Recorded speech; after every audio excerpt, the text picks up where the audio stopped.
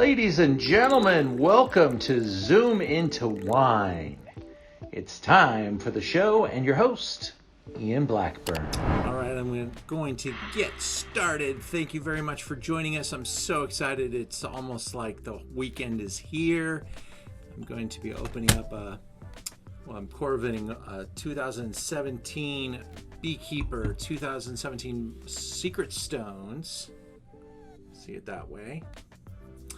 And it's a beautiful day here in Los Angeles, about 78 to 79 degrees. My Dodgers just hit a grand slam, so I'm pretty happy right now. They're sitting comfortably in the lead, but the game is early. Just ask the Yankees and how it went last night with the Angels. I'm a big baseball fan. I follow as much of it as I can. But I'm also a big Zinfandel fan, and that's why I make Zinfandel.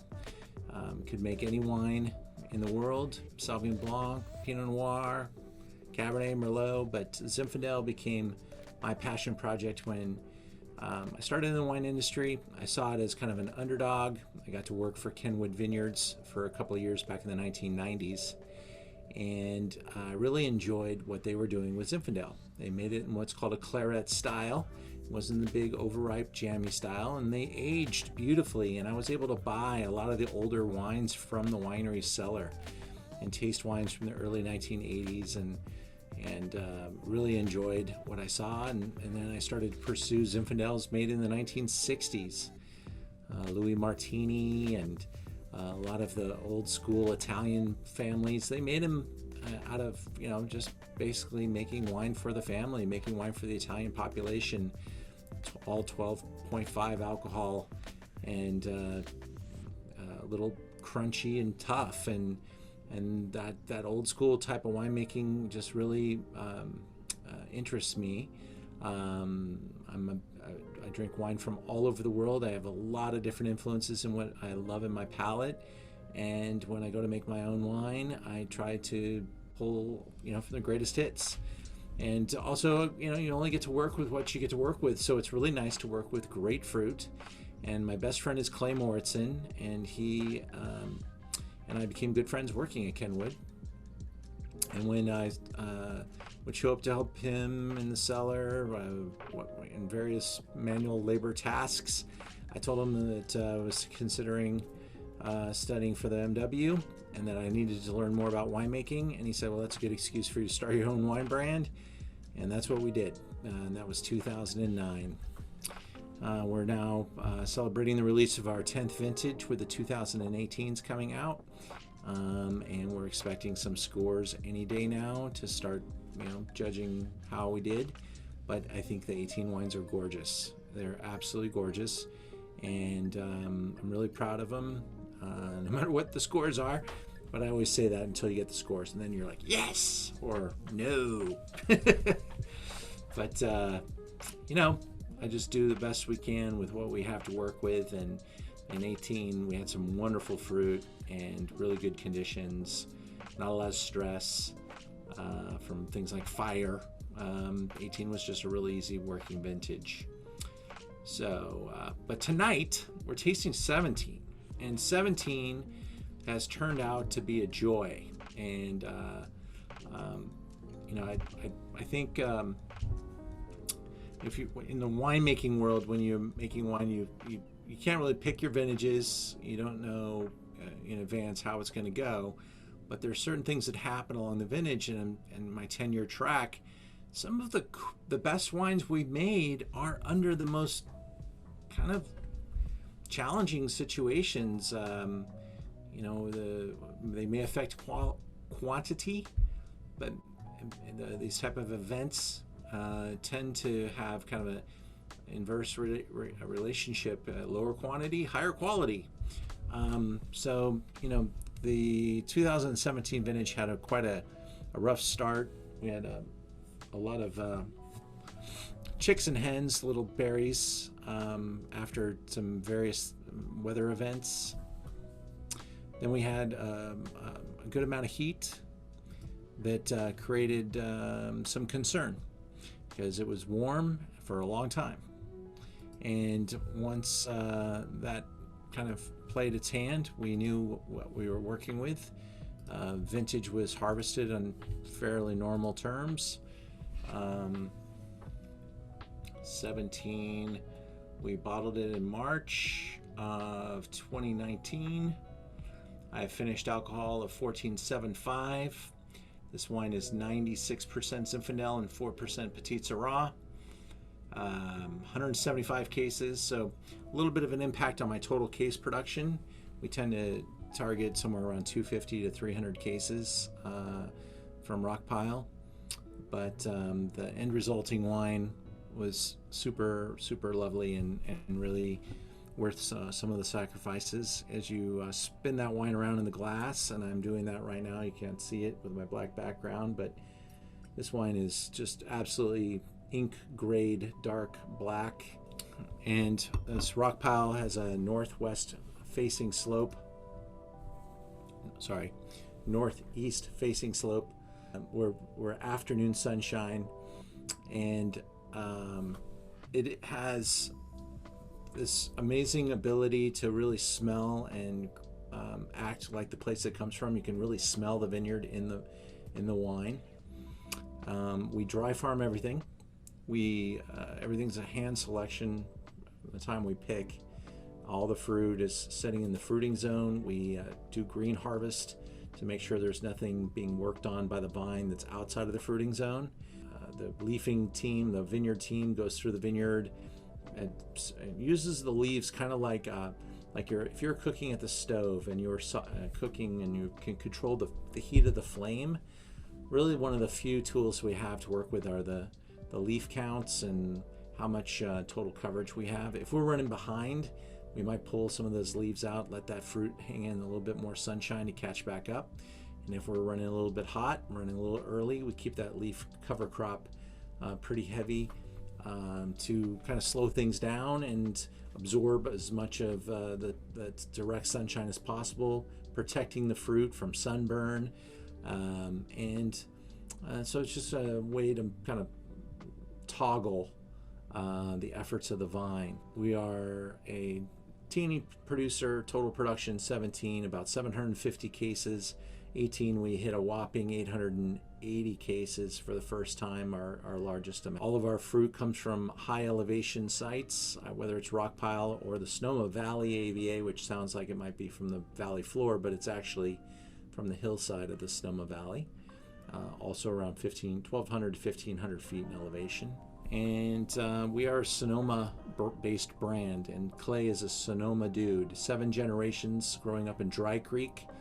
Really good man, and I've known him for a really good long time, and he continues to impress me with his business skills, his winemaking skills, and just overall just a super gentleman, and a great pleasure to do business with.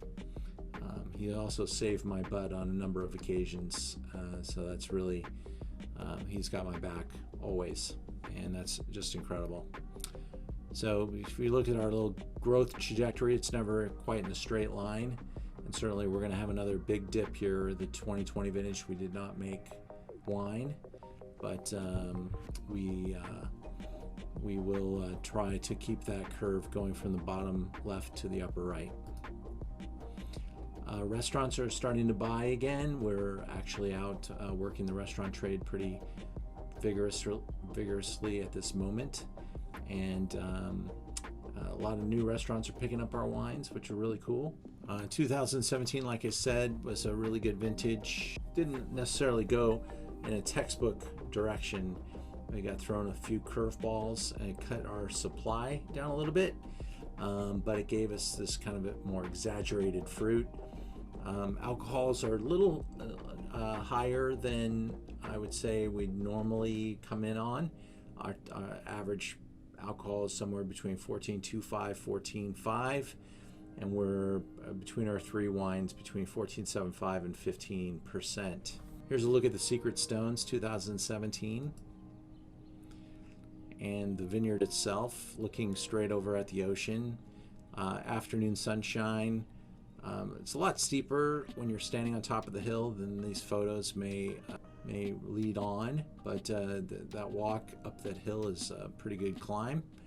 And when you get to the top, we have a really beautiful tree that you can park under if the underbrush up there is under control. And you look out at the ocean, you start feeling the breezes blowing in around 3 o'clock in the afternoon, maybe about 3:30. They're hustling through there. And those winds really help keep our fruit size and our plant size pretty teeny. And that's another tool that we have that gives our fruit an edge in Rockpile. A, it's the elevation. B, it's the slope. C, it's that dry farming. D, it's that the temperature extremes. Well, it could be 100 degrees on a summer day, and it's still going to get down below 50 degrees at night. And we're a certified sustainable grower, and it's all natural processes. Really think that Rockpile is one of the top sites. It's a difficult place to live, but the fruit really loves it out there. Our scores in 17 were some of the best we had received. I really think that this particular wine, 97 points by Purely Domestic Wine Report, really nice review.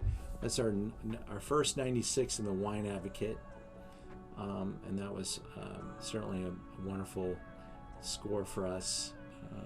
I'm looking at my bottle, hoping that I'm looking at the right scores, because this says 15% Petite Sirah. I'm wondering, I've never caught that before. Parker review has the wrong cepage, so I wonder which wine they were talking about.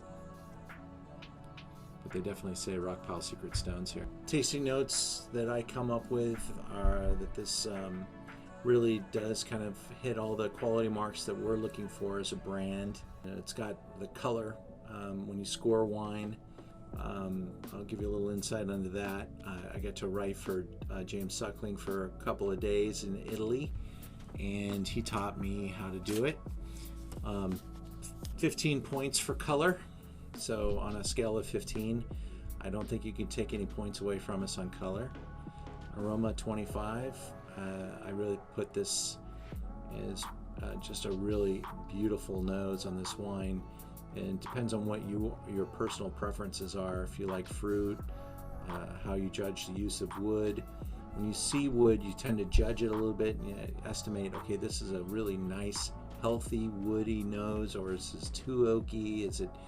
Is the wood complementary to the wine and balance? I try to make the wines balanced. That's if someone were to judge my wine and use one word, I think balance is really one of the most important parts of wine. And they're like volume knobs. You got the wood, you got the fruit, you got the acidity, you've got how tannic is the wine as well. You need to have all these kind of measuring sticks, and so you're looking for certain things. And when I'm using Petite Sirah, which we blend separately, I can use that to help lift the volume of something or tone something down. Just depends on the year and the way these things interact. It's not super predictable. In fact, it's quite random, but I tend to find that Petite Sirah fills in the center of my wine and gives me a really wonderful center, and that's something that's a lot of Zinfandels miss. Aromas 25 points, body and structure 25 points, overall impression 35 points. So it depends on how critical you want to be on Zinfandel. Some people just can't go higher than some numbers of points in the Zinfandel world, but if you love Zinfandel and you understand it, and you can really get behind that it's not trying to necessarily taste like Cabernet or be a Pinot Noir, it's trying to be Zinfandel, and Zinfandel has tannin. And so what a lot of producers do is they tend to let the fruit get super ripe and bake those tannins out and kind of layer on a little bit of residual sweetness, which is from overripe fruit, and it might not even be sugar. It could just be alcohol and overall ripeness. I pick when the fruit is ripe but not overripe. I don't like the taste of fig or prune or raisin in my wine, and so I look to kind of keep those things at bay. The question came in about, are there vineyards above me in Rockpile? No, we are one of the highest elevation peaks in the entire area. There are others that are probably just as high as us, but nothing taller. And I haven't heard of anything taller anyway. And there could be some new plantings coming on, but I doubt it, because as you look across the region, there just isn't anything much higher. And so let me end the Zoom slideshow there and just kind of welcome you all and thank you for joining me and taste the wine with you. How are you guys, Kent? We're doing well, Ian.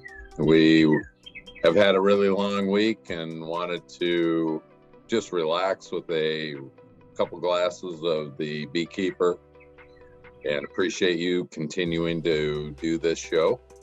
Thank you. And are you drinking a 17 with me tonight? Because we are. Sometimes we're not on the same vintage, but that's okay. No, we're spot on tonight. Right. I think I've acquired enough now that I can be with you on whatever you're on. Thank you for that.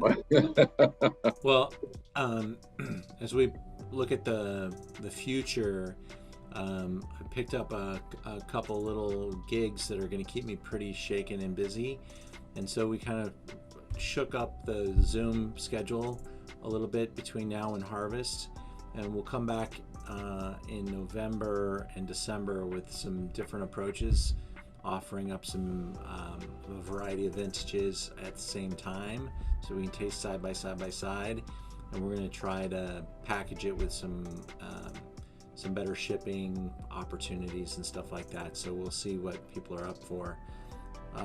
But I had you in mind on some of those, and we'll see which ones look interesting to you. But that calendar should be up on the Beekeeper website now, and so you might see a little bit less of me over the next couple of months, but we're just going to get super busy working and doing some different projects up in Sonoma. So I'm going to be traveling a lot, which is good, but we have a lot to accomplish, and I'm going to need every hour that I can. So Ian, how does it feel to be traveling again? Because for us, it was very strange. Well, I haven't done the airplane yet. Oh, okay. All car, and it's exhausting because it's a long drive. But I don't know if you have had the experience of trying to rent a rental car, but they are so expensive that I just can't do it. So I'm keeping my car and driving a long ways, and I've got a car that I can put a lot of miles on, so I'm just doing it that way for now. But airfare is comparably, just once you get off the airplane, Sonoma's not a very Uber friendly spot, and I don't know if anywhere is Uber friendly right now, but it is, you got to have a car. So keeping my car and just driving around California, but I'm by the end of summer I'll be flying. And the flight is very interesting right now, so you'll enjoy that when you get on it. Yeah, I mean, I've heard different stories, and I'm sure that getting everything started again is like sometimes almost easier to start over, and your expectations for everything from your restaurant experiences to your travel experiences are probably all got to be ratcheted down, way down. I think we're doing pretty good. Our country anyway seems to be kind of returning to this idea, and we'll just hope that things can continue on the plane that it's on. Yeah, and I think your patience with the vintage every year will pay off big time with the travel. Well, we'll see. When we look at the wine market and what's happening in the wine market right now, and that's what I'm doing a lot of work in this kind of research phase that I'm in. There's some real incredible stuff, I think, coming around the corner for California wine. Zinfandel. The competitive set is definitely all-time high. There's quality all over the place. There's just no such thing as a bad bottle of wine anymore. A lot of different interpretations of what they're supposed to taste like, but they're all really, really good, and every tool that we can employ is being put to work. I just hope that we can make through this really dry, hot year here in California without any more fire events. That would be, I think it'll be, it's not if it's going to get, it's just when and where, and because we're just so dry here. And so I really hope that the fires don't damage any issues, create any issues for quality in 2021. Hey, Ian, have you been up to see your vineyard? Yeah. Just how it's doing? Yeah, I have. And is it flourishing under this heat or starting to show dehydration? Well, as of 10 days ago, everything was looking pretty good. So I don't know, how severe. I don't think the heat has been too ravaging up there. It's been warm, but not too hot. I would consider too hot, anything over 105 would be too hot. At 100 degrees right now, or 90, it's probably been more like 92, 93, 94 in the warmest spots over the last week. And so I have, at least on the Sonoma side of the fence, so I don't have too many concerns there. Everything was kind of moving along at the right pace, not too early and not too ripe. I mean, we all know it's going to be a warm, dry year, so we're expecting an early harvest. How early? I don't think it's going to be that much earlier than the past couple of years. But just be able to get that fruit in, without any issues from fire is all I'm hoping. That would be really nice. So, how's the 17 tasting for you, Kent? You would still be the most cab-like Zin that we have had in quite some time. I hope you don't take that as a bad comment, but it's just so smooth, so rich, and the aroma on it is absolutely beautiful. And Heather was putting it, so we're on the East Coast more or less, and so we're running out of light here, sorry. That's but nice. But Heather was putting it on a white background, and the color is just unbelievable. Yeah, it is. What's magic about this vintage too is that the fruit, while there wasn't as much of it, it was really, really pristine and teeny berries. So that elevated color, just the amount of skin to juice ratio. Would you say the clusters were dense? No, our Zinfandel clusters don't tend to be impacted that way. They're smaller clusters at elevation. The stuff that you get on the valley floor tends to be a little longer and bigger berry size. Our clusters are a little smaller berry and not quite as elongated, and then more homogeny. That's really the really cool thing about growing it at elevation. When you grow on the valley floor, you could have green grapes and raisins on the same cluster, and we do have that happen, but not as there's the amount of irregularity is less. And so that allows us to be a little bit more confident in the fruit.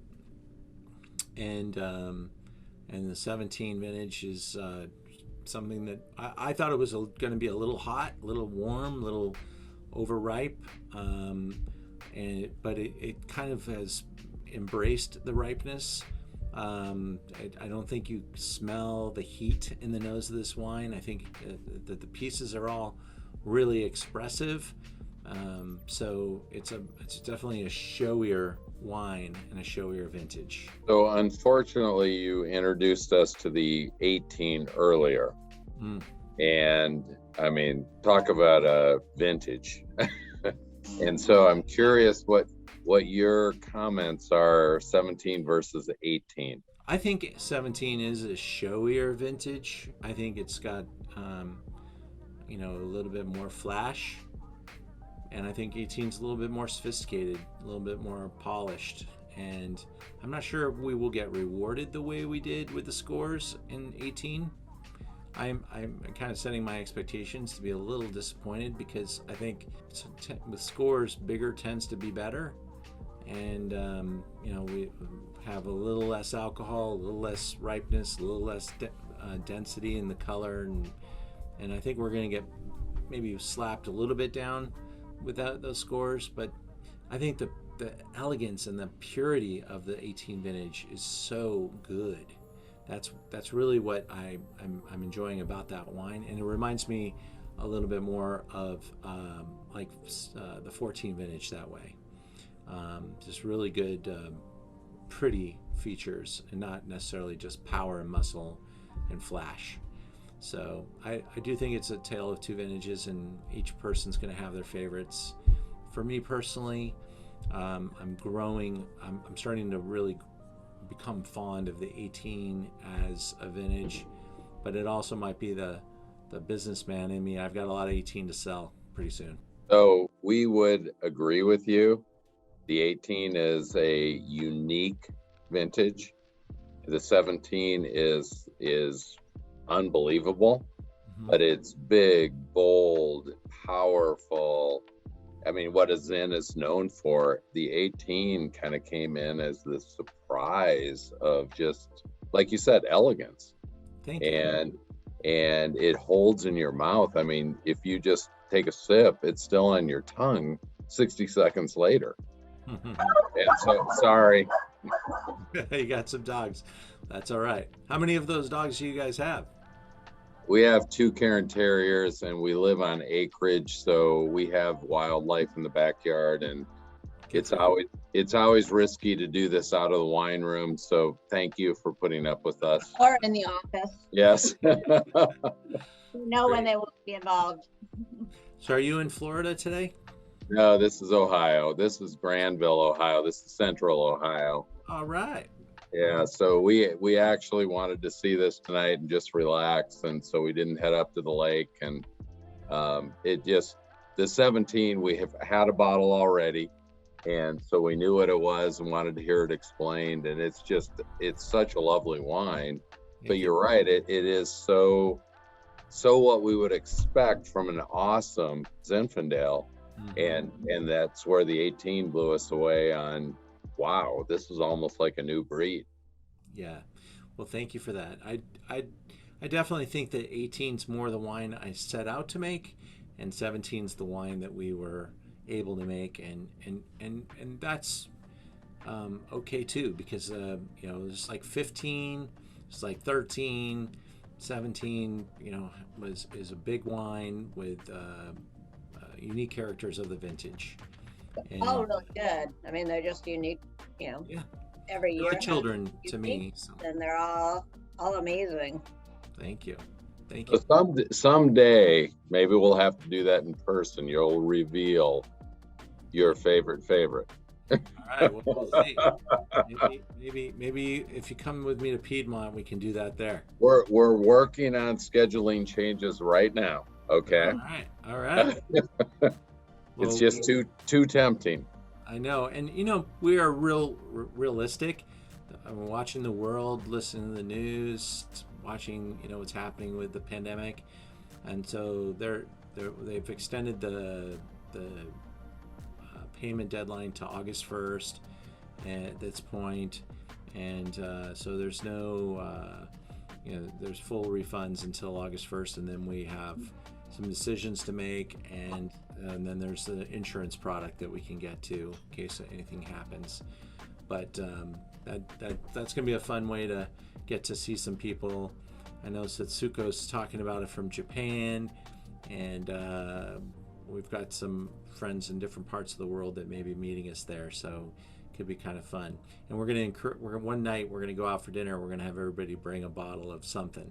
So it could be your favorite wine, your least favorite wine, and that could be great. Satsuko's asking, what kind of dishes do I recommend with a 17 and 18? And, I do make my wine for food. And that's absolutely, I love having great meals, great restaurants, or great recipes.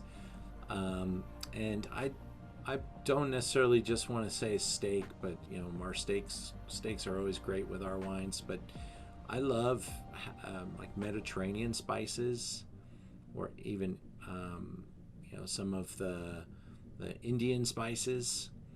And if you want to play around with our red wine, I don't like the food to be innately hot and spicy, meaning tear your mouth up with burn, but I do like different flavor profiles and influences on the food, and so don't be afraid to experiment. And Satsuko, I love my Zinfandel. My favorite restaurant in LA, it's called En Naka.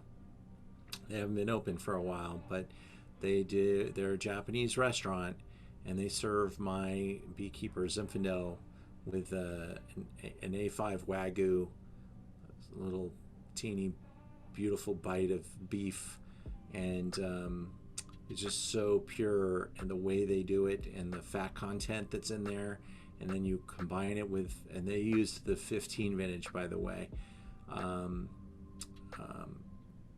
that was just really one of the most spectacular moments as a winemaker, to be able to have such a perfect dish match with your wine. So I really, and I make a lot, especially at home. We have a wood smoker, so I do this preparation on the beef, very natural, and I turn on the Traeger to about 500, and I put the beef on there, use a little salt and pepper, and then the smoky flavor, and then we take it and use some yuzu sauce that is just so good with the beef. And it's like a Japanese specialty sauce that you might have at a really nice Japanese steakhouse. I love it with a piece of steak and my wine. So yuzu. If I'm going to go to Mediterranean food, maybe it's lamb. You have some really awesome Mediterranean dishes, little side dishes. There's a great restaurant in downtown LA called Bevel. They do, instead of lamb chops, they do the lamb neck, and they have this crazy great set of spices that they use to set that up. You get that lamb dish with their incredible hummus or they make this baba ganoush, and that type of food with my wine. I love that. So those are some of my favorite things to test my Zinfandel with. I believe that the wine has the type of fruit, type of tannin, type of structure to rub up against foods like that have a little bit of fattiness, a little bit of richness, and can endure that type of flavor profile. That's what I look to do. Well, I hope you guys enjoy the 2017 Rockpile. And Ian, can I ask you one more question?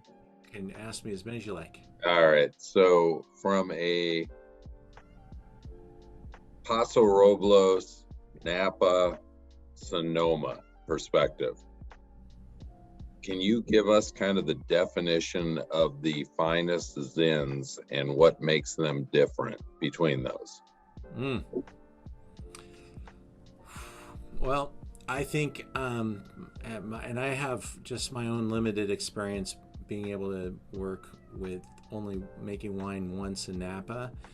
But I buy a lot of wine. I drink a lot of other people's wine, and I love other people's wines. And I love, even inside of Sonoma, there's so many different presentations for Zinfandel, and I really believe that Zinfandel, to its benefit and also to its own demise, has so many different styles.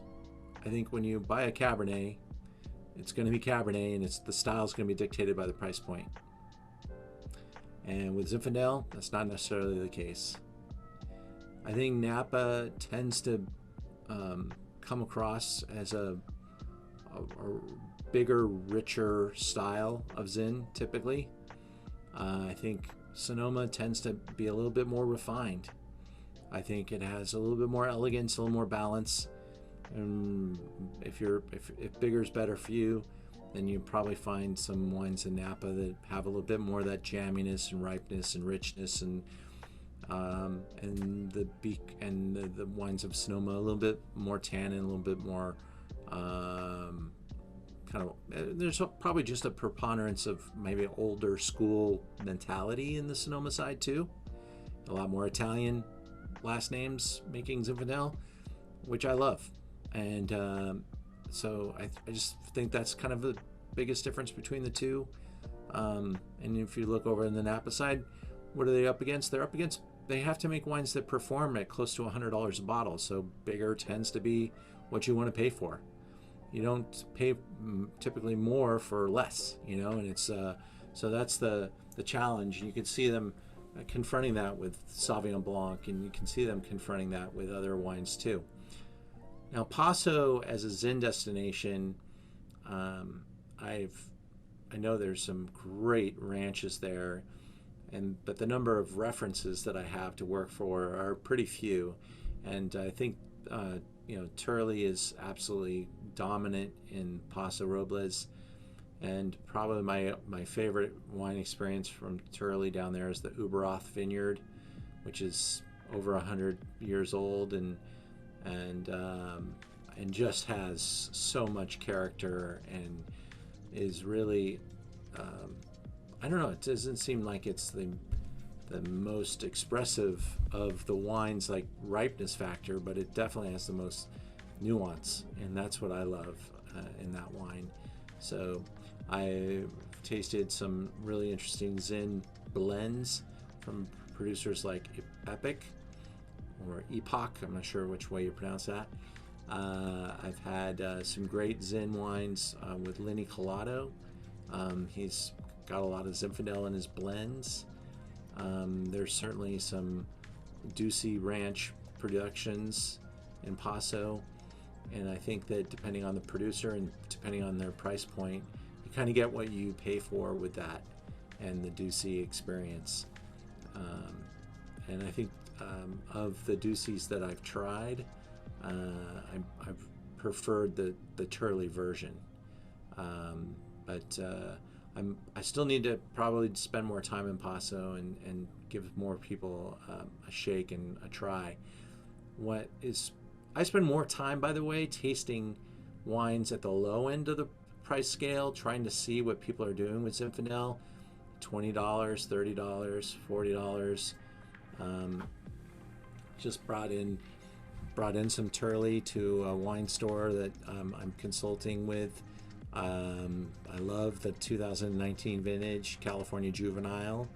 Really impressive. I love the Ridge wines every year.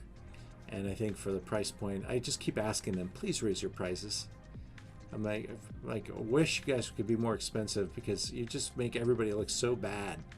But they own everything, they own all their own vineyards, and they don't use much new wood, and so their costs are a little, I'll use the word retarded, because they don't actualize that cost. I'm like, you guys are losing money, not sell these wines for more, make it.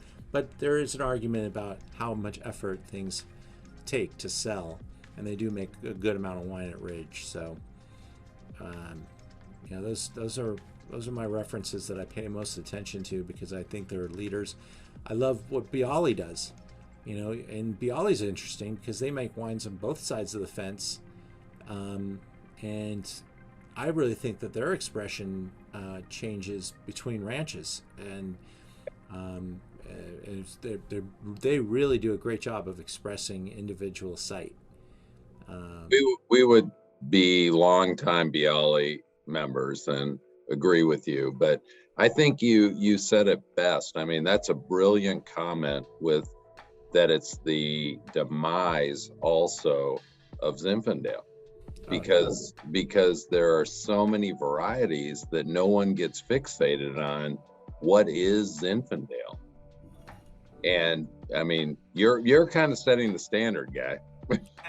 Well, I'm a little too small to be that big. Right, but you know what I'm talking about from a taste profile, and even if you get into Ridge or Turley, it's a huge variety. Even Bialy is a huge variety of taste.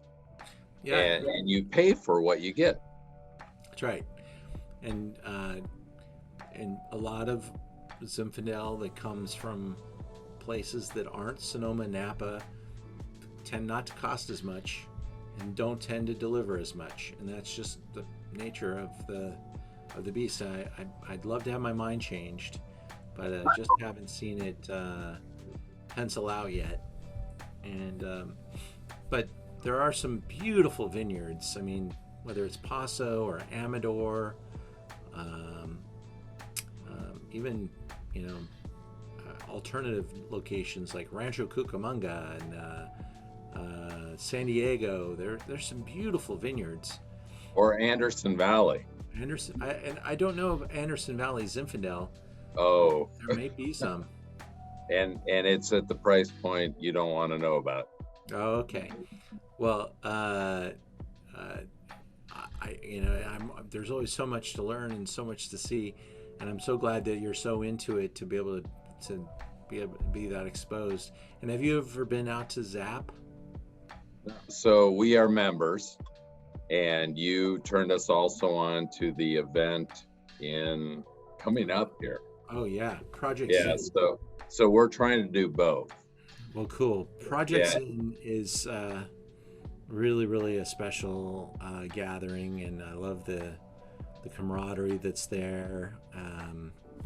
And we're that passionate about Zin, and you've seen our wine room, and so we're into all kinds of wines, but Zin is our end all, and you know how we feel about your Zin. So anyway, it's just we're trying to experiment on a lot of fronts, and these are great lessons that you put out there for us. Oh, thanks. I really enjoy the conversation with you guys, and it's just nice to be able to converse and be able to look you guys in the eye and talk face to face. Whether even though it's electronically, it's still very cerebral for me to be able to talk to you about it. My own wine. You're tasting it in Ohio, and I'm tasting it here in Los Angeles, and that's super cool. So we also have a Japan connection here. Oh, yeah. Setsuko is in Japan, and she's been on almost all the Zooms with us too. So would love to hear the perspective of Zinfandel in Japan. Yeah, me too. I'd love to sell my Zinfandel in Japan. I say that, and I probably could and probably should. So it's something I got to put on the list and get done, is figure out how to do that. Some of the greatest people I know in food are, the way the Japanese handle food is like high art. Mm-hmm. And I just have so much appreciation for their cultural, stylings and proclivities, the way they handle their business, and the way they handle the art of hospitality. It just really is magic when it's done well, and they do it very, very well. So I'm interested in the Japanese market. I don't understand it at all, but I would love to learn it. I think it'd be a great adventure. And I have a question. I don't know how. I'm sure you can answer it better than we can.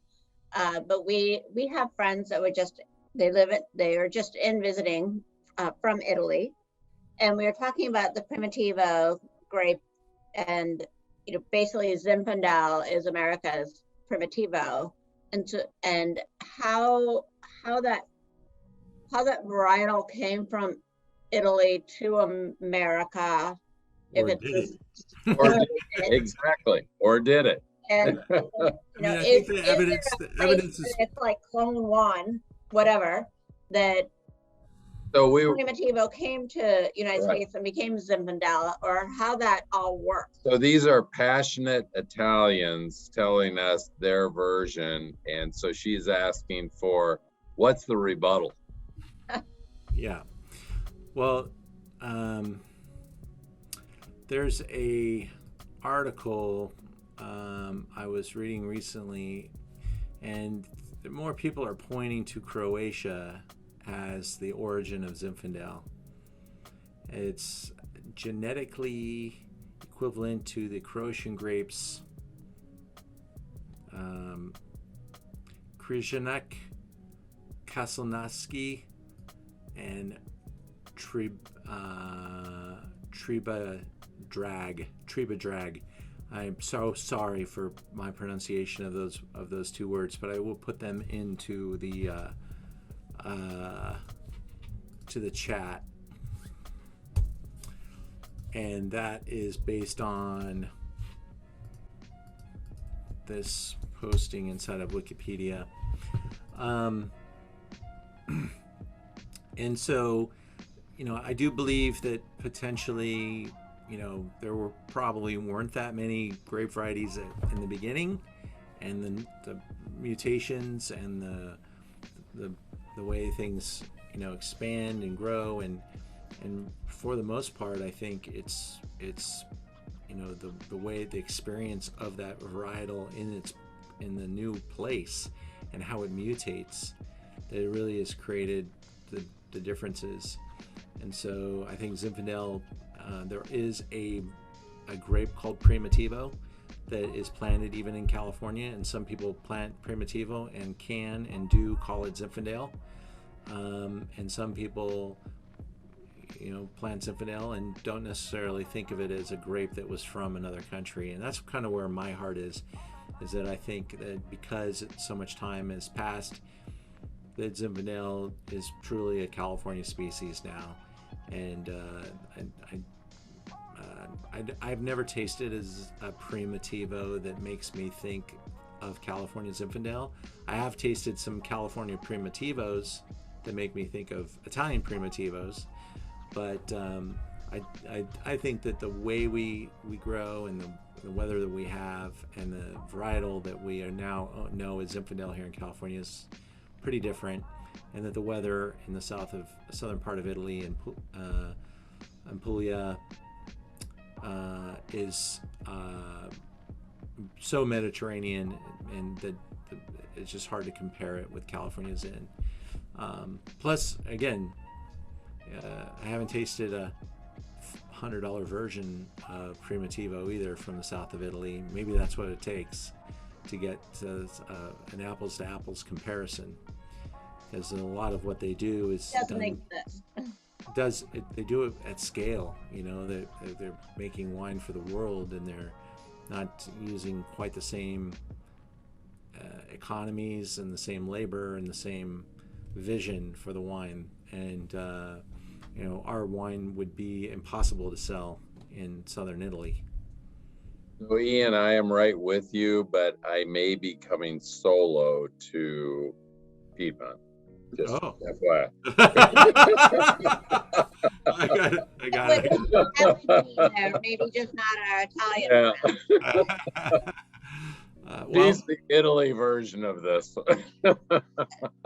Awesome. Well, I really enjoy the conversation, guys. I thank you very much for being here tonight. And I'm going to now do a quick change around and present some bubbles to my members on Zoom Into Wine. As we know, Zoom Into Wine here in Los Angeles from 7 to 9 or 7 to 8 on Thursdays, every Thursday for the rest of the summer. So I will see you guys very soon. And if you have any questions about the trip or anything else, you know where to reach me. We know where to reach you. Thank you, guys. Appreciate it. Have a good night. You too. Cheers, all.